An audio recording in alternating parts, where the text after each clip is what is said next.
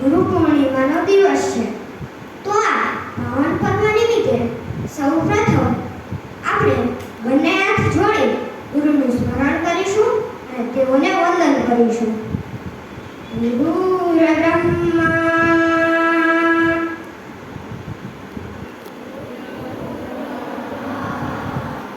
ગુરુર વિષ્ણુ ગુરુદેવો મહેશ્વરા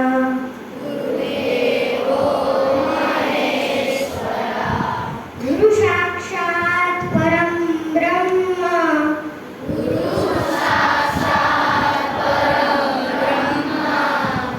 તસ્મૈ શ્રી ગુરુવે નમઃ.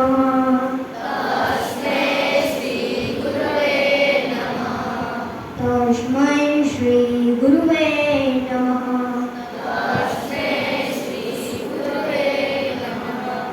સ્કંદ પુરાણના આ શ્લોકમાં કહેવાયું છે કે ગુરુ બ્રહ્મા છે, ગુરુ વિષ્ણુ પણ છે અને ગુરુ જ શિવ પણ છે.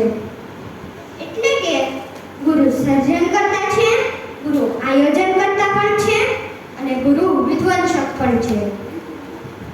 ગુરુ સાક્ષાત પરમ બ્રહ્મ, ગુરુ જ સર્વોચ્ચ ઈશ્વર પણ છે. તસ્મૈ શ્રી ગુરુવે નમઃ. આવા ગુરુને હું પ્રણામ કરું છું. આપણી ભારતીય સંસ્કૃતિમાં ગુરુનું સ્થાન ભગવાન કરતાં પણ ઊંચું ગણવામાં આવ્યું છે અને કબીર સાહેબ પણ કહે છે ને કે ગુરુ ગોવિંદ દોનો ખડે કિસકો લાગો પાય, બલિહારી ગુરુ આપકી ગોવિંદ દિયો બતાય. આજે અષાઢ સુદ પૂનમ છે, જેને આપણે ગુરુ પૂર્ણિમાના દિવસ તરીકે ઉજવીએ છીએ. આજના દિવસે ભારતના તમામ ધર્મના લોકો આ તહેવારને ધામધૂમથી ઉજવે છે. પછી ભલે તે હિન્દુ હોય કે મુસ્લિમ, બૌદ્ધ હોય કે જૈન, શીખ હોય કે પારસી, આવા તમામ ધર્મના લોકો ગુરુ પૂર્ણિમાને ભાવપૂર્વક ઉજવે છે. આજના દિવસે ભારતના તમામ આશ્રમોમાં, શાળાઓમાં, મંદિરોમાં અને ગુરુસ્થાનોમાં ગુરુની વિશેષ પૂજા કરવામાં આવે છે. હજારો વર્ષોથી ગુરુ પૂર્ણિમાના દિવસને માનવ વંશ માટે નવી શક્યતાઓ ખોલવાના દિવસ તરીકે જોવામાં આવે છે. એક માન્યતા મુજબ મહર્ષિ વેદવ્યાસ, કે જેણે 4 વેદોની રચના પણ કરી છે, તેઓનો જન્મ આજના દિવસે એટલે કે અષાઢ સુદ પૂનમના દિવસે થયો હતો. તેમની સ્મૃતિમાં ગુરુ પૂર્ણિમાના દિવસને ઉજવવામાં આવે છે. અને બીજી માન્યતા મુજબ ભગવાન શિવ, કે જેને આદિગુરુ પણ કહેવામાં આવે છે, તેઓએ પોતાના સપ્તઋષિ શિષ્યોને આજે જ્ઞાન આપ્યું હતું. પણ આપણને પ્રશ્ન એ થાય કે ગુરુ કોને ગણવા? તો પહેલા આપણે ગુરુ શબ્દનો અર્થ સમજવો પડે. શાસ્ત્રોમાં જણાવ્યા મુજબ ગુ એટલે કે અંધકાર અને રુ એટલે કે તેનો નિરોધક, એટલે કે તેને દૂર કરનાર. આ અજ્ઞાનરૂપી અંધકારને દૂર કરી આપણા જીવનમાં જ્ઞાનરૂપી દીવો પ્રગટાવે તેઓને ગુરુ કહે છે. સત્ય અને અસત્ય, ઉચિત અને અનુચિતનો ભેદ આપણને માત્ર ગુરુ જ આપી શકે છે.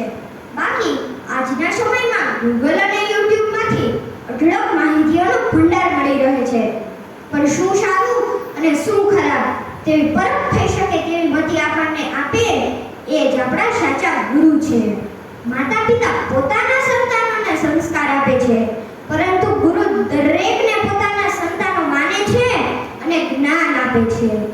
આપણા જીવનમાં ગુરુનું એટલું જ મહત્વ છે જેટલું મહત્વ આપણા બધા માટે આકાશમાં સૂર્યનું હોવું જરૂરી છે. આ પૃથ્વી પર માણસ તરીકે જન્મ લેનાર દરેકને ગુરુ હોવા ખૂબ જ જરૂરી છે. પછી ભલે તે મનુષ્ય તરીકે અવતાર લેનાર સ્વયં ઈશ્વર પણ કેમ નથી? તમે જાણતા જ છો કે ભગવાન શ્રી રામના પણ ગુરુ હતા ઋષિ વિશ્વામિત્ર, અને ભગવાન શ્રી કૃષ્ણના પણ ગુરુ હતા ઋષિ સાંદીપની. એટલે શ્રી રામચરિત માનસમાં પણ કહેવાયું છે કે ગુરુ બિન ભવનિધિ તરવ ન કોઈ, જવ બિરંજી શંકર સમ હોય. એટલે કે ગુરુ વગર કોઈ પણ વ્યક્તિ ભવસાગર પાર નથી કરી શકતું, પછી ભલે તે બ્રહ્મા કે શંકર સમાન કેમ નથી.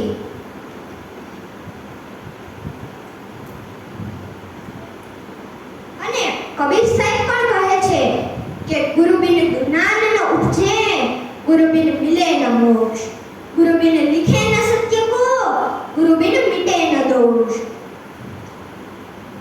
આપણે બધા આપણા ગુરુના ઋણી છીએ.